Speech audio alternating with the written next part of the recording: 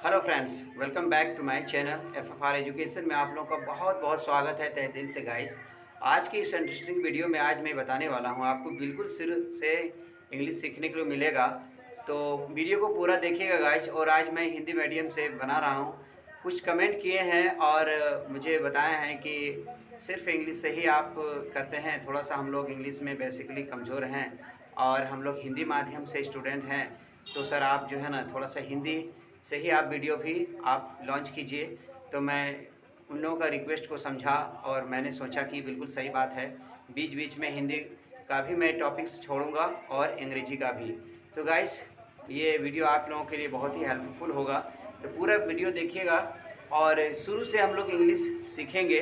और शुरू से ही जो है ना छोटा छोटा चीज़ से एक दिन महान इमारत बनता है। हम ही लोग अगर घर बनाते हैं गाइस, तो हमें छोटे छोटे मटेरियल की आवश्यकता होती है, बालू की आवश्यकता होती है, ईंट की आवश्यकता होती है गाइस, छड़ का आवश्यकता होता है और हमें टुकड़ा ईंटा की भी ज़रूरत होता है गाइस। एक दिन वही मिल करके कॉम्बिनेशन होके गाइस महान इमारत बनता है।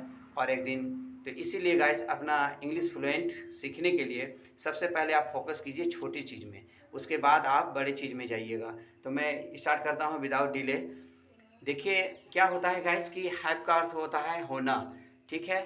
और इसका कई अर्थ में शामिल होता है, लेकिन मैं बेसिकली मैं जाता हूँ यहाँ पे। देखिएगा, आई मीन से होता है मैं, वी मीन से होता है वी हम लोग, और यू मीन से होता है आप। ठीक है गाइस, यहाँ तक क्लियर। दे मीन से होता है वे लोग, यानी एक से अधिक। और दीज मीन्स ये सब, दोज मीन्स वो सब। तो मैटर क्या करता है गाइस कि अगर हम प्लूरल के बात लेके चलते हैं, जैसे मान के चलिए फर्स्ट पर्सन, जैसे आई हो गया, ठीक है। तो हम आई के साथ हमेशा हैव का यूज करेंगे। और अन्य मतलब जैसे सिंगुलर मान के चलिए कोई नाम हो, कोई सिंगुलर थिंग, कोई चीज़ हो, उसमें हम हैज का यूज करेंगे। यही फ़र्क रखना है, आपको याद रखना है। और इसमें जो है ना मेरा पोसेसन जो अधिकार है उसमें रिलेटेड होता है। सपोज दैट मेरे पास एक मोबाइल है, तो हम कैसे बोलेंगे आई हैव ए मोबाइल।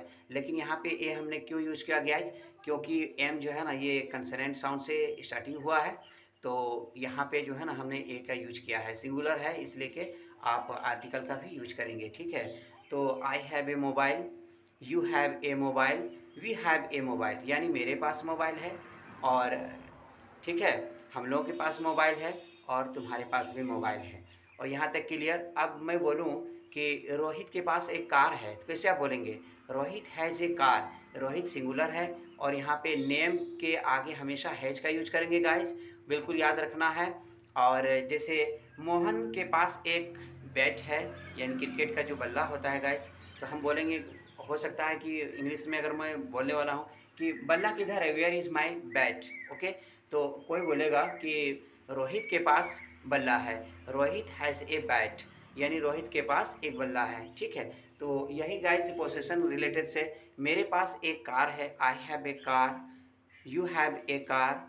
तो इस तरह से मेरे पास एक कार है, तुम्हारे पास एक घर है, तुम्हारे पास एक मोबाइल है और मेरे दोस्त के पास एक लैपटॉप है।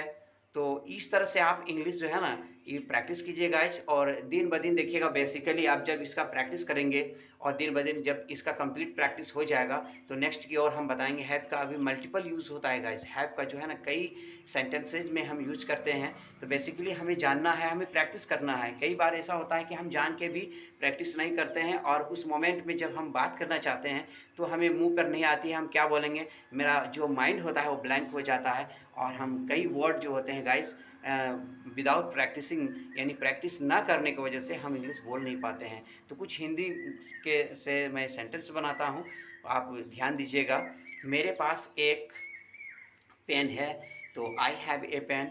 मेरे पास एक कार है, आई हैव ए कार। मेरे पास एक घर है, आई हैव ए हाउस। तुम्हारे पास एक बल्ला है, यू हैव ए बैट। तुम्हारे पास एक लैपटॉप है, यू हैव ए लैपटॉप। तुम्हारे पास एक सेब है। देखिएगा यहाँ पे सेब का माने बोला है, तो यहाँ पे एप्पल मीन्स सेब होता है। You have an apple. यहाँ पे एन क्यों लगा है कि ये जो है ना वोवेल्स से स्टार्टिंग हुआ है, यानी ये आपको हमेशा याद रखना है। ये छोटा सा चीज़ है लेकिन बहुत ही इंपॉर्टेंट है गाइस। वोवेल्स के बारे में आपको जानना है और कंसोनेंट के बारे में जानना है। ये सब छोटी-छोटी चीज़ अगर आप नहीं जानते हैं, आप हो सकता है ज़्यादा आप मैटर बड़ा-बड़ा में आप इंग्लिश में सेंटेंस में ध्यान दे रहे हैं, ठीक है? कॉमन एरर के बारे में जानते हैं, एक्टिव पैसिव के बारे में जानते हैं, बहुत ऐसा ग्रामेटिकल रूल के बारे में जानते हैं और यही अगर छोटा अगर ए की जगह पर आपने एन का यूज़ कर दिया, एन की जगह पर आपने ए का यूज़ कर दिया, तो आप जो है ना मिस्टेक बड़ी-बड़ी मिस्टेक कर जाओगे और आप हो सकता है कि आपका वैल्यू वहाँ पे जो है ना कि अगर ये फ्लुएंट इंग्लिश नहीं जानता है, इसको एक मतलब कुछ से कुछ बक रहा है और आपका जो है ना सारा मतलब वो जान जाएगा कि इंग्लिश में उतना ये मजबूत नहीं है, कमज़ोर है। आप इधर कितना ही मेहनत करते हैं, अच्छी बात है मेहनत कीजिए। आप जितना हो सके गाइस तो आप प्रैक्टिस कीजिए, कभी स्पोकन में प्रैक्टिस कीजिए। ऐज़ ए टाइम अगर आपके पास समय है तो वहाँ पे भी आप ग्रामेटिकल रूल का भी जानना ज़रूरी है और बेसिकली आप फ्लुएंट इंग्लिश बोलेंगे गाइस तो एक दिन आपका मान-सम्मान भी बढ़ेगा और आपको जो है ना कहीं पर भी बोलेंगे, वहाँ भी कहेगा वाह! वेरी अच्छा, बहुत ही अच्छा माने एक्सीलेंट है इन इंग्लिश में। तो आज के लिए इतना ही गाइस छोटा सा वीडियो में मैंने अगर वीडियो को अगर आपको पसंद आया है, थोड़ा सा भी पसंद आया गाइस तो सपोर्ट कीजिए, चैनल को सब्सक्राइब कीजिए और आपके सब्सक्राइब में हमें काफ़ी मोटिवेशनल मिलता है, हमें हिम्मत होती है और आपकी इस मदद में हमें और बेहतर से बेहतर हम वीडियो बनाएँगे गाइस। तो आज के लिए इतना ही। Thank you so much. I meet in the next video. See you again. Bye. Good morning to all my friend. Thank you so much.